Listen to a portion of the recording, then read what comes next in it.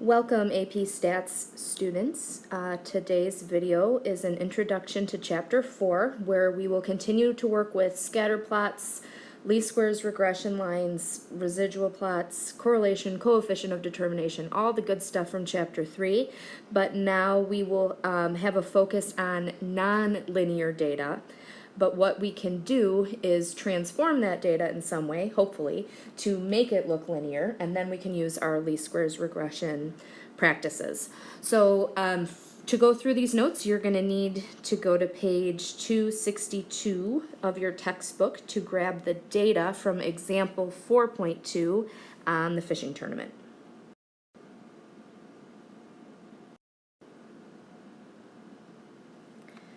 Go ahead and pause the video to read through the text of the problem so that you know what it is we're looking at. And then we are also going to be entering some of the data into our calculators. So now that you've read the problem, you know that we're going to try to use the length of a fish to estimate its weight. So we're going to put length in L1, here and here, and then we will put weight in L2.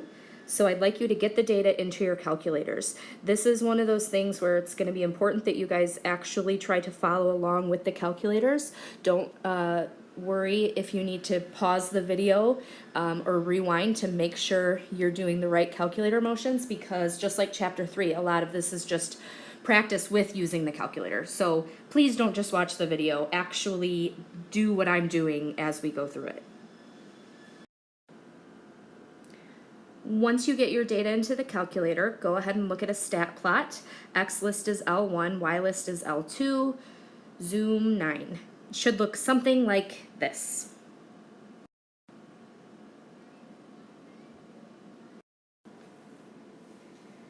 Using your calculator to help you, remember you can use the trace function and it'll bounce around 2 different points on the scatter plot. I want you to copy the scatter plot onto your notes packet. Remember, you're giving a reasonable scale on both the X and Y axes. They don't have to be exactly like mine, but they should be close. You always label your axes with the variable that we are measuring, as well as any units that might be involved. And even though this doesn't say so, if we were to describe this scatter plot, we would be describing it with direction, form, and strength. So our direction is positive, our form is curved, and it looks pretty strong right now. There also don't appear to be any unusual points. On page 263, so just the next page over, you'll see the same scatter plot that we were looking at. They used a little bit of a different scale than I did when I was constructing mine. But I want to focus on what it says at the bottom here, and also something that you should have read when you were reading through the context of the problem. So we have already decided on a model that makes sense in this context. Weight equals A times the length cubed. So it says what will happen if we cube all the lengths in table 4.1 and then graph the weight versus the length cubed. So that's what we are going to go through next. So we'll finally start using more of our lists, and to start we're just going to introduce list 3. Eventually we'll get to a point where we'll be using at least 4 lists when we're going through certain problems. So we already have length in L1 and weight in L2. What I want you to do now is go into L3, and we are going to tell list L3 to be the cube of L1. In order to do that, I need you to highlight on L3, and then at the bottom of your screen, it should give you a space where you can type in L1 raised to the 3rd power. So let me actually undo that so you can see it a little better. Here, L1 and then raised to the 3rd power. Once you've done that, hit enter. and you should see these exact values populate on your list. If you don't see those numbers, then you have a data entry error somewhere, so I'd like you to pause the video, go back, check list 1 and list 2, fix it, then go back again, cube L3, just so that you can make sure you're following along with the same numbers as we go throughout the rest of the activity. So let's go back to where we wrote down what our variables were, what was going on in each list. I think it's really helpful to keep track of what you are doing kind of off to the side or on a scrap piece of paper or something as you start to do some of these transformations. So we originally started with X and Y values for length and weight. But then we decided, you know what, that X value or those X values, we wanted to do something to them that we thought might better explain the relationship, and that was cubing them. At this point, you might be thinking, well, how did they know that? How would I know that? I believe the problem talks a little bit about how weight is 3-dimensional and length is 1-dimensional. That's one way that it was come up with. What I want you guys to know is that for now, for our introduction, this lesson and the problems that correspond to it, you will be told what type of transformation to do, and we just want you to practice actually doing that transformation. So in any case, we kind of got rid of our original X values, and you're not going to like wipe out L1 because we're going to come back to it, but our focus really is on these new X values and our existing Y values in L2. So when we're talking now about looking at another graph, we're going to be looking at L3 as our explanatory variable and L2 still as our response.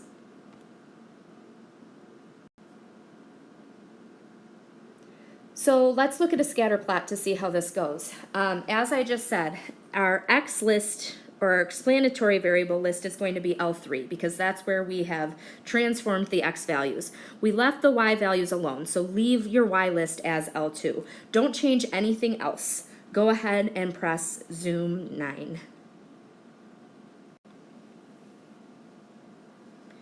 When you press Zoom 9, you should see something like this. We see a linear pattern, and that tells us that there does appear to be a linear relationship between the cube of the length of the fish and the weight. So I'm going to go ahead and copy my scatter plot down where it says scatter plot of weight versus length cubed. I didn't put as many details in these spaces in terms of numbers and whatnot because you're going to see that it's not all that important. Of course, if the AP test, if one of the free response problems asked me to make this graph, I would make sure I'm putting in as much detail as possible. But by the end of the activity, you'll see why it's not that this graph isn't important, but these details aren't really important for where we're going with this. What is important is that we can see that it is positive, strong, and linear, the relationship, again, between length cubed and weight.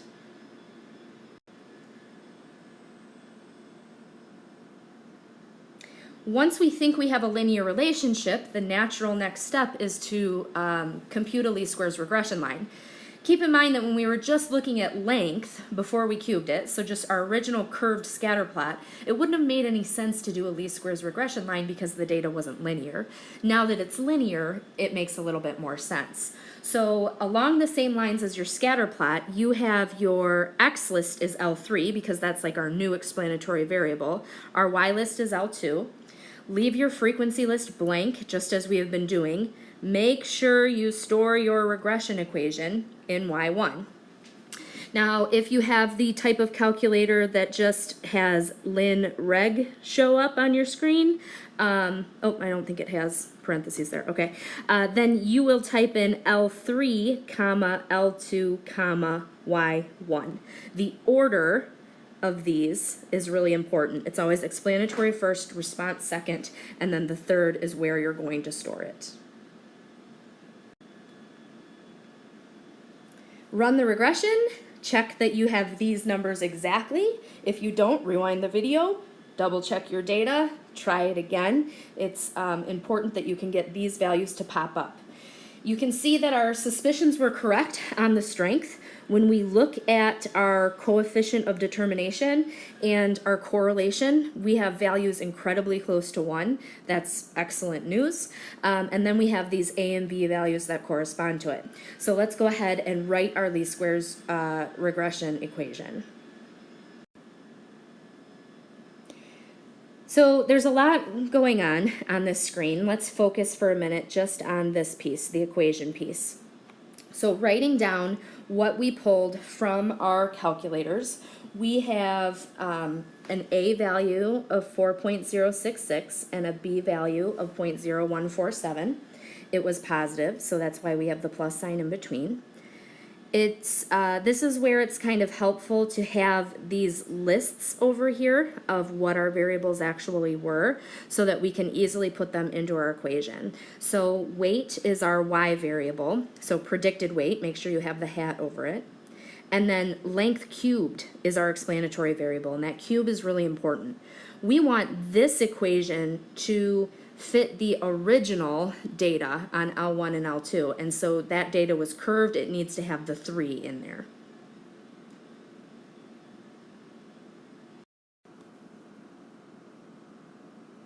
If you remember, we got the idea to take the cube of the length because the problem itself suggested that the weight could be predicted by some scalar times the length cubed of the fish. What I don't want you to get caught up on is that this A value and this A value are different. The problem is using the letter A in a different way. So we have some number times the length cubed, some number times the length cubed. We also have this addition of a constant. All this is telling us is that this is how we want to change the explanatory variable. I don't want you to worry about us having a little bit more going on than just this value out in front. Now, when you ran the regression, we also had our coefficient of determination and our correlation show up. So that's our R squared value, right? So R squared was about 0.995. I want you to use that common sentence that we've been using in Chapter 3 in order to interpret the coefficient of determination. So remember, we have the same sentence with just 3 spots where our variables change. So we always say about or approximately, and we turn our R squared value into a percentage. So about 99.5% of variability in our response variable, weight, is explained by the least squares regression line on our explanatory variable, which in this case is the cube of the length of the fish. So it's important that in your interpretation you say exactly what transformation you did. And in this case, we transformed the explanatory variable so it shows up here. In a minute, I'll show you what happens when we transform the response variable, because that is doable as well.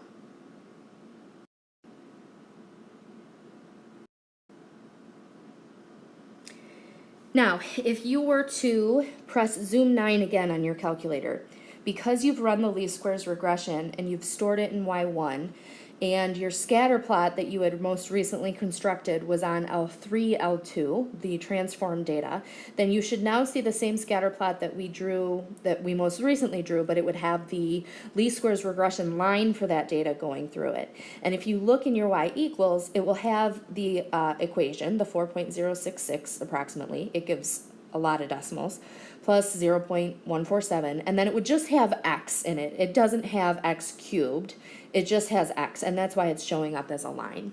It's good to take a look at this just to make sure that the line does indeed look appropriate for the data. Remember that we can't trust scatter plots and the coefficient of determination or the correlation alone when it comes to strength. We also want to check that residual plot to make sure there isn't something else going on. And I've promised you that in Chapter 4 we'll start to look at some residual plots that do have more patterns. That's not in this lesson. It'll come up in the next couple. So in any case, let's look at a residual plot for this problem. Going into your scatter plot, leave the x-list alone. The x-list is always your explanatory variable, and you already should have it as L3.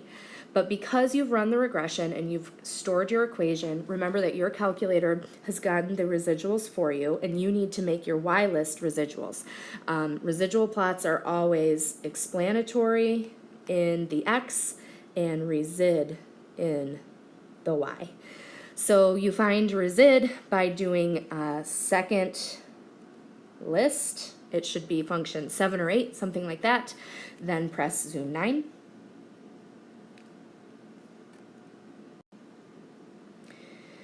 When you press zoom 9, you should see something that looks like this, keeping in mind that we will ignore this line. That is our least squares regression line. It's not actually part of our plot.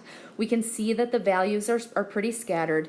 It does look like they maybe do a little bit of fanning, but as long as they're scattered above and below, the fanning just tells us that we are going to have more reliable predictions for smaller values in this case, smaller values of the explanatory variable. But it doesn't tell us that the line isn't good. It just says it's going to be better in some areas compared to others. Remember that when you are drawing your residual plot, I don't need numbers. I don't need you to be super specific. I just need you to get a sketch down there. And then go ahead and describe it. Fanning suggests the model is less accurate for larger fish. Because the points on the residual plot are scattered, the model appears to be a good fit.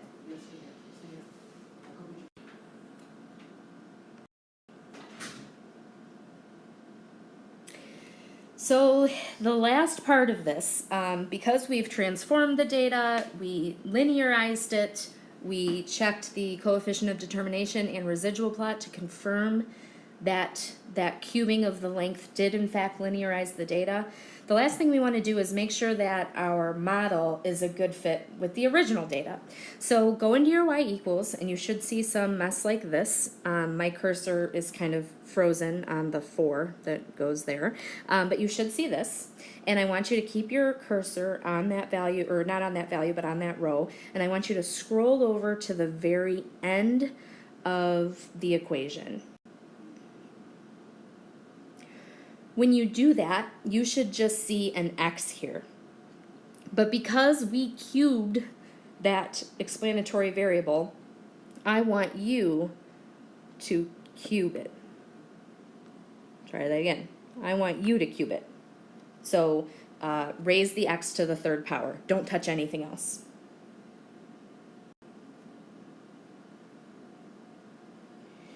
Now in your y equals, you have the actual model, the one that we wrote down, the one that we actually think describes the relationship between length and weight. So go back into your scatter plot again, make your X list back to the original L1, your Y list back to the original L2, press zoom 9. It should feel like magic, at least it does to me. So you'll see the original curved scatter plot that we first constructed with L1 and L2, and then slowly you will see what you have typed into Y1, that cubic relationship, show up and really show that it models the data very well. And that's what I want you to copy down on that last lower right-hand corner of your paper, making sure to include appropriate details on the axes. Your variables now are just back to the originals. So length, which is in centimeters, weight, which is in grams. And what you might be asked to do on a test or a quiz is really just go back to your original scatter plot, so more in the upper right-hand corner, and add that curve in a different color. So if you'd rather do that, that's perfectly fine. It should save you a lot of time.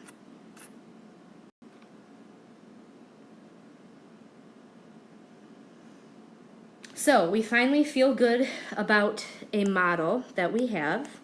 And of course we want to be able to use our models to make predictions, right? We're at a fishing tournament, we catch some fish, we don't want to have to weigh them, we want to be able to just measure them and then determine their weight, and from there we can decide a winner.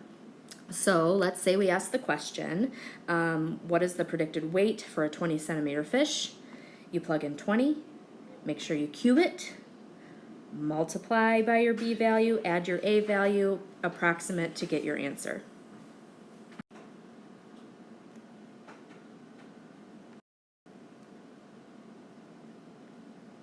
So just one final thought before we are done here, and there isn't a place in your notes to write any of this down. If you want to write it on another piece of paper or just kind of absorb it, that's okay.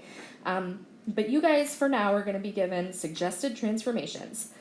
And those suggested transformations might be on the x variable, just like we saw with the last example, or they could be on the y variable. So let's just give an overview, kind of number and context free, of how that process would look.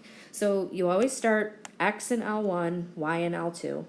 And if the suggestion was, say, to square y2, or sorry, square the y values, you would, in L3, say that you're going to take L2 and square it, because that's where the y's were, and that's what you want to transform.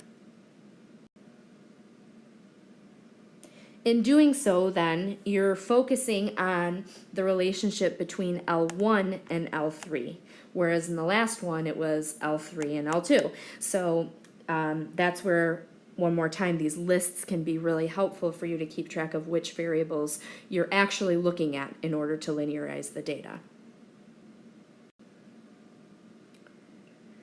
So if you're looking at constructing a stat plot or doing a linear regression, and you should do both, your x list would stay L1 because that's where your x variables are. Your y list would be L3.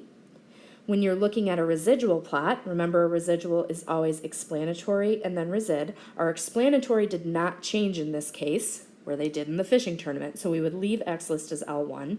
We would put y list as resid. But remember, the residuals are only going to be good if you've already run the linear regression and you've stored them in y1. And it has to be on that current data. Otherwise, it's using previous residuals. So when you run that linear regression, you know that you're going to get an a and a b value. You know, in the last one, we put in x cubed or length cubed because that's what we did to those variables. In this case, I'm putting in y squared with the hat over it because it's the y values that I transformed. In the last one, when we went to look at the final model and I told you just to go into y1 and change the x to be a cube, that was pretty easy to do. In this case, you're going to have to do a little bit more. You have to get y by itself. Otherwise, you can't graph it because our calculators graph as y equals. You can't make it y squared equals. So to get y by itself, you will square root. So square root both sides. Keeping in mind that when we square root, we have plus or minus, and then you take the square root of the entire thing. You can't take the square root separately over any addition or subtraction, so don't try to get fancy. Just go ahead and leave it like this. I don't think we'll see a lot of problems that will require the plus or minus in front. I think you would just have to look at it. If we did square the y values, I think you would have to look at the context of the problem to see if it would make sense to get two different predictions out, a positive and a negative, or is it a situation where we would ignore one of them? If this were the scenario, and again, I don't think it will come up, but if it were, you would have to type in two equations, one into y1 and then the negative square root into y2 in order to get both of them to show up. But that's what you would do. So it's a little bit more involved when you've transformed the y values because you then have to solve for y in order to be able to look at your final equation. And it's not just about the calculators that we want to solve for y, but we always want our final model to be as direct as possible to make these predictions. And so not having to undo anything over here is as direct as possible. You only have to mess with the right-hand side. So that concludes your introduction to Chapter 4. There are two problems associated with this, 4.1 and 4.2, that I would like you to look at for homework.